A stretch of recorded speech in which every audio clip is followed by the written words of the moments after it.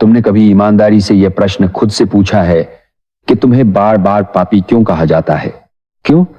बचपन से तुम्हारे मन में यह बीज बो दिया जाता है कि तुम दोषी हो, कमजोर हो, अपूर्ण हो और तुम्हें किसी बाहरी सहारे की जरूरत है जो तुम्हें शुद्ध करे, तुम्हारे पाप धोए, तुम्हारे दोष मिटाए।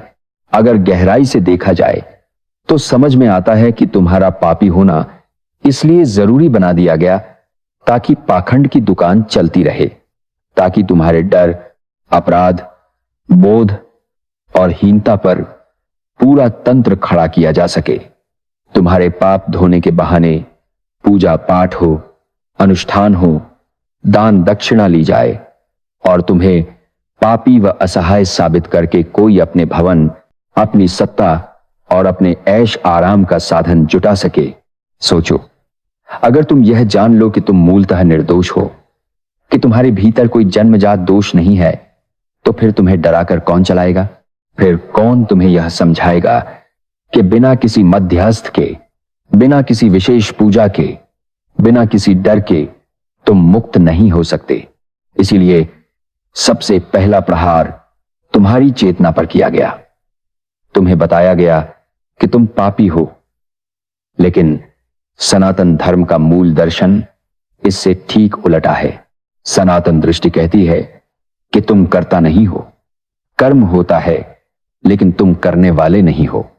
शरीर चलता है, मन सोचता है, इंद्रियां प्रतिक्रिया करती हैं, पर तुम तो केवल देखने वाले हो। अगर तुम करता ही नहीं हो तो पाप और पुण्य किसके हुए? अगर तुम केवल साक्षी हो तो दोष किसका हुआ? ये बात समझ में आते ही पूरा ढांचा हिलने लगता है, क्योंकि तब स्पष्ट होता है कि पाप तुम नहीं करते, पाप तुम्हारा शरीर करता है और शरीर को जो भी परिणाम मिलता है वह उसी को मिलता है, तुम्हें नहीं। सनातन धर्म बार बार याद दिलाता है, तुम शरीर नहीं हो, तुम मन नहीं हो, तुम विचार नहीं हो, तुम वह चेतना हो जो इन सबको देख रही है।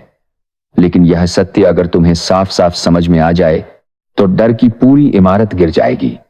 फिर न स्वर्ग का लालच काम करेगा, न नरक का भय, क्योंकि वास्तविकता यह है कि न कोई स्थायी स्वर्ग है, न कोई स्थायी नरक। ये सब मन की अवस्थाएं हैं, शरीर के अनुभव हैं।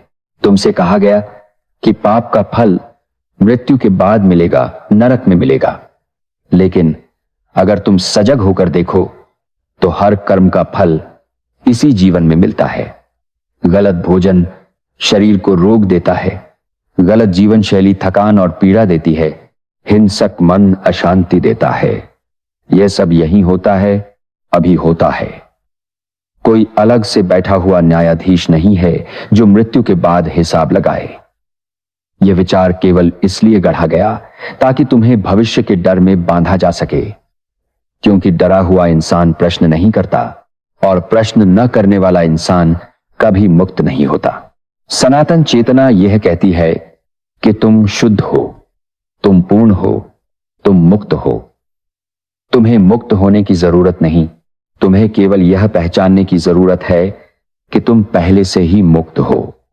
लेकिन यह बात उन लोगों के लिए खतरनाक है जिनकी पूरी सत्ता तुम्हारे अज्ञान पर टिकी है। इसीलिए तुम्हें बार बार बताया जाता है कि तुम गलत हो, कि तुम्हें सुधरना है, कि तुम्हें किसी के चरणों में झुकना है। अगर कोई व्यक्ति यह जान ले कि वह न करता है, न भोगता, केवल साक्षी है, तो उसे नियंत्रित करना असंभव हो जाता है। उसे स्वर्ग का लालच देकर बहकाया नहीं जा सकता और न ही नरक का भय दिखाकर झुकाया जा सकता है। इसलिए पहले तुम्हें पापी बनाया गया, फिर तुम्हें बताया गया कि इस पाप से मुक्ति दिलाने वाला कोई और है। वास्तविक सनातन संदेश यह नहीं है कि तुम पापी हो, बल्कि यह है कि तुम अज्ञान में हो, और अज्ञान कोई अपराध नहीं है, यह केवल एक अवस्था है।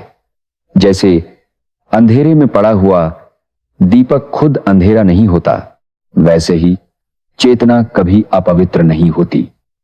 अपवित्रता केवल शरीर और मन के स्तर पर होती है, आत्मा के स्तर पर नहीं। जब तुम कहते हो मैंने पाप किया, तब तुम शरीर के कर्म को अपनी आत्मा से जोड़ रहे होते हो। यही सबसे बड़ा भ्रम है। देखने वाला कभी दोषी नहीं होता, साक्षी कभी पापी नहीं हो सकता। जिस क्षण यह समझ स्पष्ट हो जाती है, उसी क्षण भीतर एक गहरी स्वतंत्रता जन्म लेती है। इसीलिए मुक्ति का मार्ग कोई विशेष पूजा नहीं, कोई अनुष्ठान नहीं, कोई पश्चाताप नहीं है।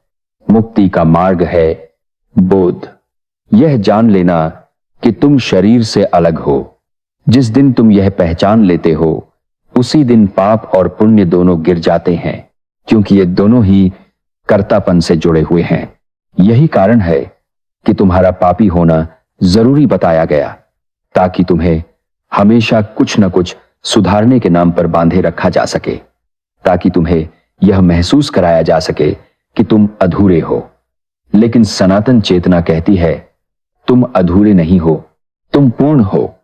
तुम्हें केवल अपनी पूर्णता को पहचानना है। कोई पाप क्षमा नहीं होता, क्योंकि क्षमा करने वाला कोई बाहर बैठा हुआ नहीं है, और कोई स्थायी दंड नहीं होता, क्योंकि जीवन स्वयं संतुलन बना लेता है। जो भी शरीर करता है, उसका प्रभाव शरीर और मन पर पड़ता है। चेतना तो केवल देखती है, अछूती रहती है। जिस दिन तुम यह समझ लोगे कि पाप तुम्हारी पहचान नहीं है, बल्कि केवल एक अनुभव है, उसी दिन डर टूट जाएगा, और डर टूटते ही मुक्ति का द्वार अपने आप खुल जाएगा। यही सनातन धर्म का सबसे गहरा, सबसे क्रांतिकारी सत्य है।